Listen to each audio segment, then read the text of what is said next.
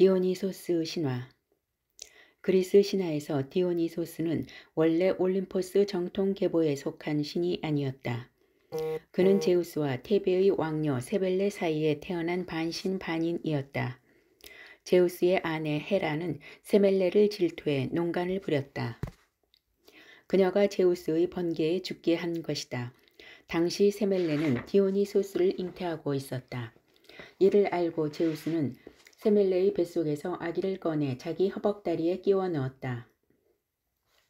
출생한 디오니소스는 요정들에 의해 니사산의 한 동굴에서 소젖으로 양육되었다. 그러다가 거인들에게 사로잡혀 온몸이 찢기는 불행을 당했다.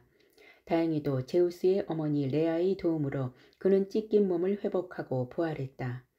그 후 헤라의 박해가 지속되었고 디오니소스는 급기야 정신이 혼미해져서 이집트와 시리아를 헤맨다. 그러다가 레아의 도움으로 제정신을 찾게 되고 그녀로부터 비교의식을 배웠다. 그때부터 그는 열광적인 신자들을 거느리고 온갖 박해를 무릅쓰며 포교의 세월을 보냈다. 그를 따르는 대표적인 신자들로 판사티로스와 신녀들인 마이나데스가 있었다. 이들을 이끌고 디오니소스는 세계를 떠돌며 황홀경에 이르는 법과 포도와 곡물 재배법을 가르쳤다. 결국 그는 신으로 인정받아 올림포스 산에 사는 12신의 반열에 오르게 되었다. 디오니소스의 사랑과 모험 이야기이지만 주신 전설과 그 밖에 당시의 종교 연구에도 귀중한 자료가 된다.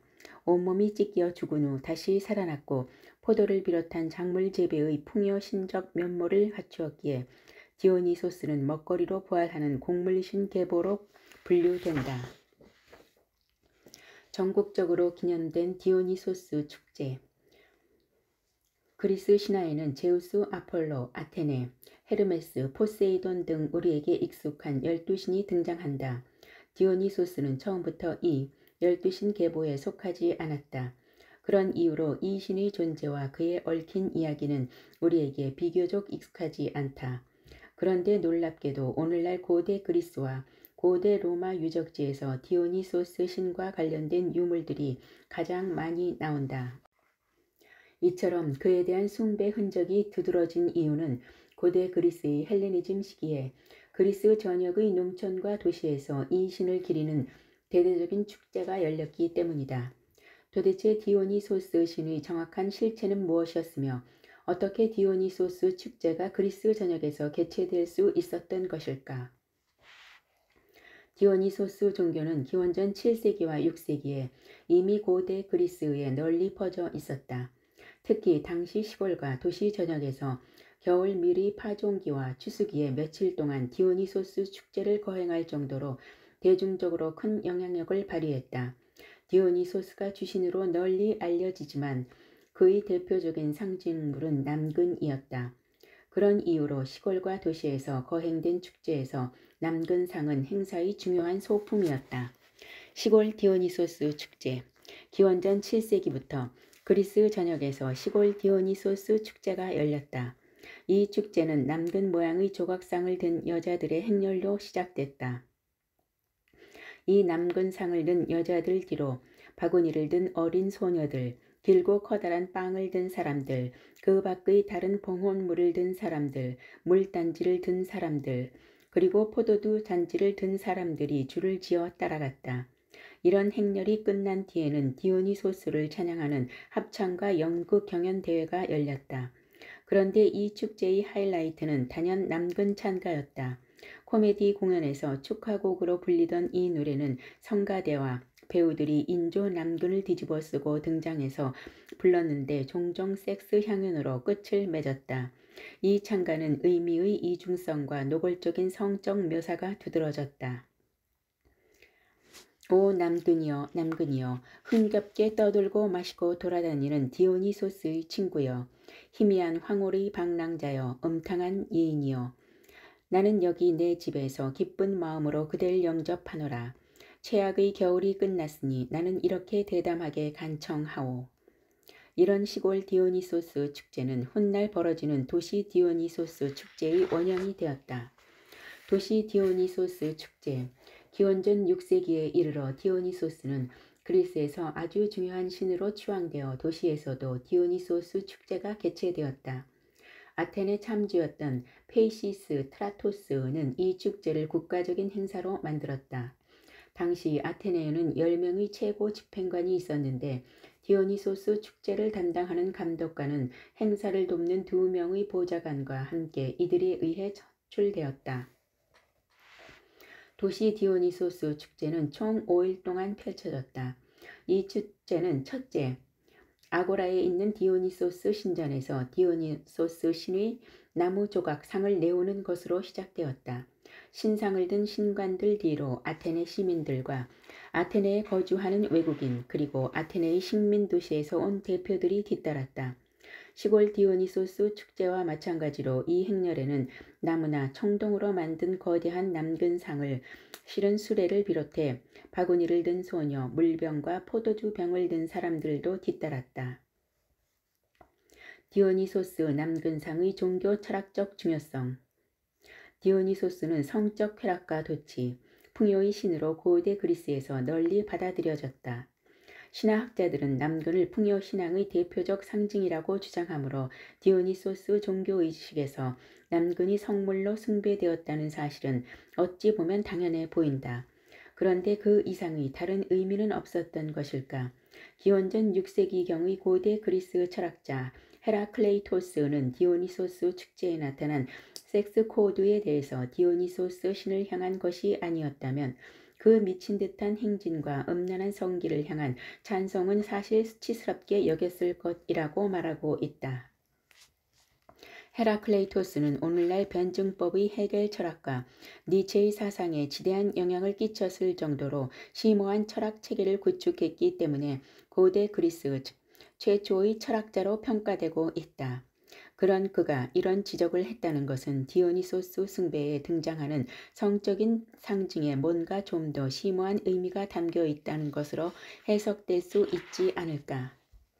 관련 학자 중엔 디오니소스가 비록 성가 신으로 자리매김하고 있지만 그의 복식이나 처신에 전혀 그런 칭호에 어울리지 않는다는 지적을 하는 이가 있다. 그 신이 성기를 드러낸 나체로 표현된 적도 거의 없으며 또 신화 속에서 그가 성애를 추구하는 것으로 묘사되는 경우도 매우 드물다는 것이다. 비록 그가 성기의 아이콘으로 꼽히긴 했지만 축제에서 대중적으로 받아들였던 부분과 그 신에 대한 지식인들 태도가 달랐던 이유일 것이다. 디오니소스적 맥락에서 남근은 그리스 정신의 합리적이고 절제된 한계에 대해 거칠고 극적인 침투를 나타낸다는 의견이 있다. 따라서 디오니소스적 남근은 기존 사회 질서를 강화하기보다는 위협했다는 것이었다. 이것이 헤라클레이토스가 디오니소스 숭배의 남근 측면에 대해 절제된 태도로 말한 이유일까? 헤로도토스는 디오니소스의 성기가 성스러운 이야기와 관련 있음을 언급한 바 있다. 하지만 그는 그 내용이 무엇인지 기록으로 남기지 않았다. 디오니소스 축제의 이집트 연관성. 앞에서 언급했듯 디오니소스는 처음부터 고대 그리스 사회에서 중요한 신이 아니었다. 고졸기 그리스의 대표적인 작가 헤시오도스와 호메로스는 올림포스 12신의 반열에 들지 못하는 디오니소스를 보잘것없는 신으로 무시했다. 그런 신이 나중에 고대 그리스 문화를 대표하는 위대한 신인으로 탈바꿈되었다. 그렇다면 이런 탈바꿈이 어떻게 가능했으며 이를 주도한 이들은 누구일까? 헤로도토스의 기록 중에는 디오니소스 축제와 고대 이집트의 한 종교 축제가 매우 닮았다고 지적 부분이 있다. 그는 이집트를 여행하며 나일강 삼각주의 어느 신성한 모래톱에서 대규모 축제를 목격했다. 해마다 열렸던 그 축제에서 이집트인들은 수만 명의 남녀가 보는 가운데 어느 위대한 신의 죽음과 부활을 재현하는 연극을 공연했다. 그는 이 주인공 신의 이름을 직접 언급하기를 꺼린다. 그런데도 그 신은 명백히 오시리스임이 틀림없다. 왜냐하면 그는 그 축제가 그리스에서 행해지고 있던 디오니소스 축제와 매우 닮았다고 지적하고 있기 때문이다. 헤로도토스는 그의 젖을 다룬 부분에서 오시리스를 디오니소스와 같다고 언급한 바 있으므로 그 축제는 오시리스 축제일 수밖에 없는 것이다. 이 점에 대해 신화학자 제임스 플레이저는 다음과 같이 언급했다. 오시리스 축제와 디오니소스 축제 사이에 나타나 보이는 유사성이 너무나도 확실하다는 사실을 발견한 헤로도토스는 후자가 전자와 무관하게 생겨났을 수는 없다고 생각했다. 그래서 그리스의 축제가 비교적 가까운 과거에 이집트로부터 약간 변형되어 수입되었다고 판단했다. 디오니소스 축제, 오시리스 축제. 오시리스와 오시리스 축제. 오시리스는 이집트 신화에서 중요한 위치를 차지하고 있는 신으로 고대 이집트인들은 그가 한때 이집트를 지배했던 신왕이었다고 믿었다. 그의 행적에 관한 단편적인 내용들을 헤로도토스, 디오도루스 그리고 플루타르코스와 같은 고대 그리스 학자들이 기록으로 남겼다. 이들 기록에 따르면 그는 살아있을 때 인류에게 농업을 전파한 문화 영웅이었다.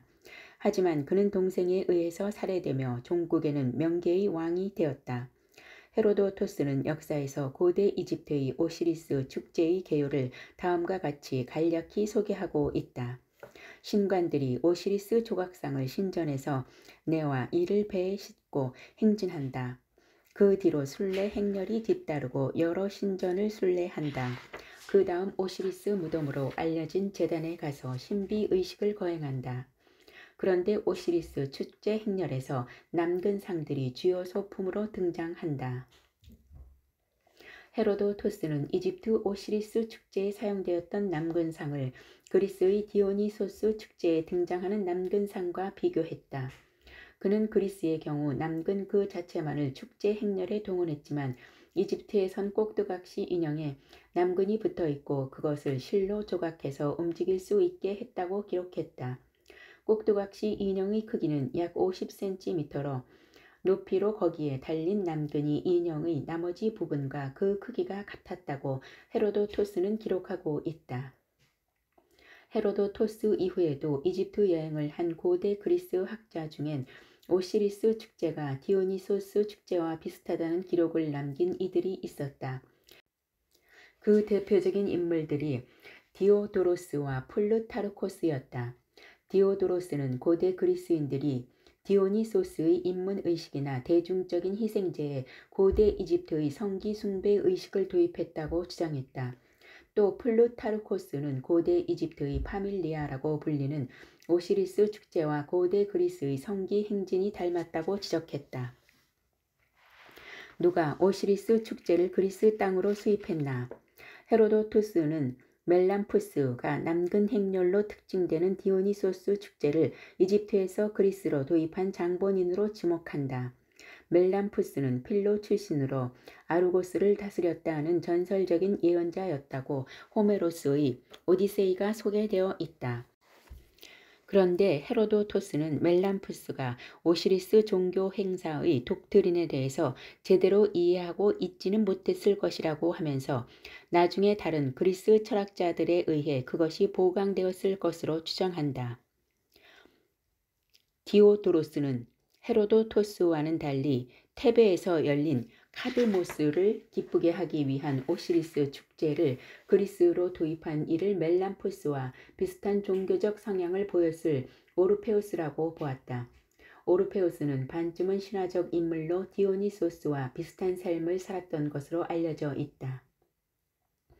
따라서 그를 디오니소스와 필적하는 신과 같은 존재로 평가하는 이도 있지만 기원전 5세기경의 그리스인들은 그를 실존했던 역사적인 종교 지도자로 자리매김했다. 당시 그는 디오니소스를 신으로 받들었던 예언자, 신관 또는 성인으로 추앙받았다. 비록 그 시초가 누구였든 헤로도토스가 지적하듯 처음부터 이 종교는 그리스인들에게 제대로 소개되었던 것은 아니었다. 오히려 오랜 기간 이집트에서 유학하며 이집트 종교 도그마를 제대로 배운 이가 그리스에서 디오니소스 신앙을 본격적으로 확산시켰다는 정황이 있다. 피타고라스 학파와 디오니소스 신비의식, 디오니소스 축제가 대중적인 행사였던 반면 디오니소스와 관련된 고대 그리스 엘리트층만이 신비의식 또는 비밀 인문의식이 존재했다. 이와 같은 종교의식의 틀은 피타고라스 학파에 의해 형성되었다. 피타고라스 학파는 기원전 6세기 신비주의 철학자이며 수학자, 과학자였던 피타고라스에 의해 세워진 학교를 중심으로 탄생하였다.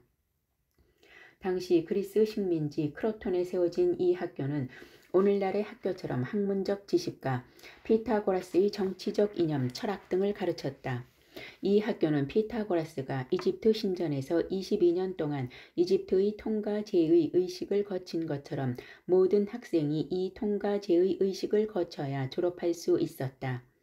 피타고라스 학파는 이집트의 오시리스 신비 의식을 모델로 한 그리스의 통가제의 의식을 만드는 과정에서 역할 모델로 그리스 토착 주신인 디오니소스를 선택했다. 고졸기 그리스 시대에 보잘것없는 신이었던 그를 피타고라스 학파가 이집트의 오시리스에 필적하는 위대한 신인으로 탈바꿈시킨 것이다. 디오니소스 비밀의식은 이미 앞에서 소개한 바 있다. 여기에서 마지막 클라이막스 순간에 입문자가 천에 덮인 성물 앞에서 의식을 치른 후 성물의 정체를 확인했다. 그렇다면 이 의식에서 핵심의 위치에 있는 성물은 무엇이었을까? 비밀의식이었기에 문서로 남아있지 않아 그 누구도 여기에 대해 단언할 수는 없지만 오늘날 학자들은 그것이 무엇인지 대략 짐작을 하고 있다. 그것은 바로 모조남근이라는 것이다. 그렇다면 입문자가 입문의식의 클라이막스에서 오시리스의 성기를 상징하는 모조남근과 마주하는 것이 도대체 어떤 의미가 있었던 것일까? 헤로도투스는 왜 오시리스를 직접 언급하지 않았나?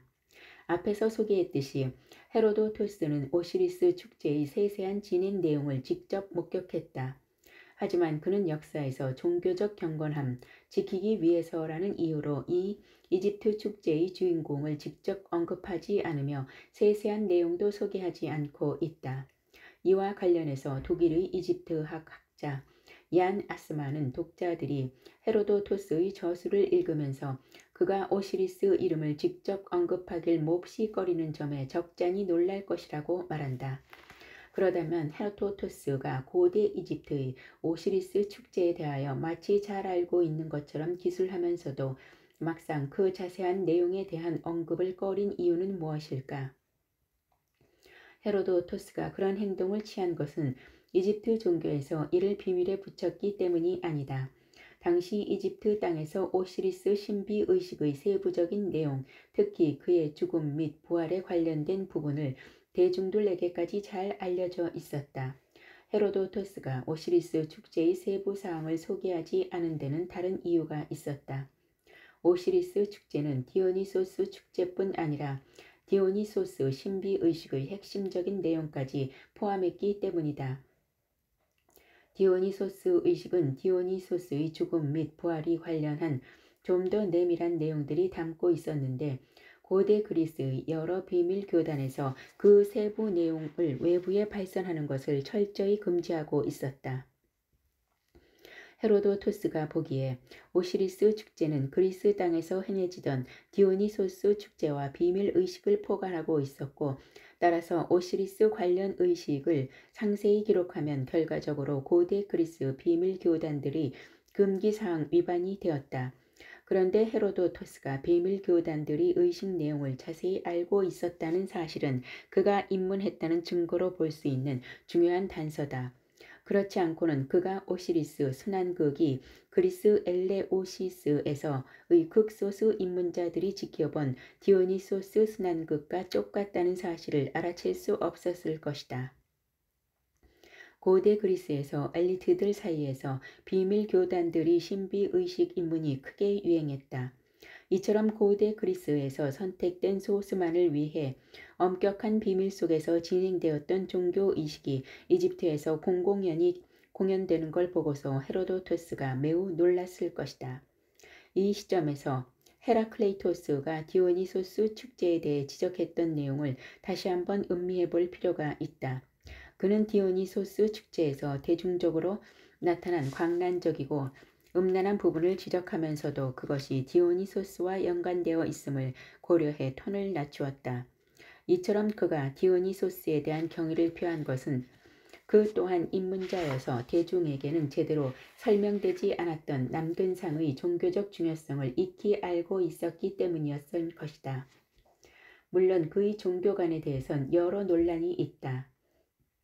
하지만 그의 시대 이후 헬레니즘 시기 그리스에서 디오니소스 교단이 사회 전반에 큰 영향을 끼쳤고 국가와도 상호 영향을 주고받았던 것이 사실이고 보면 최소한 그가 이 비밀 교단에 대한 우호적 태도를 보이지 않았을 것이라고 가정하긴 어렵다.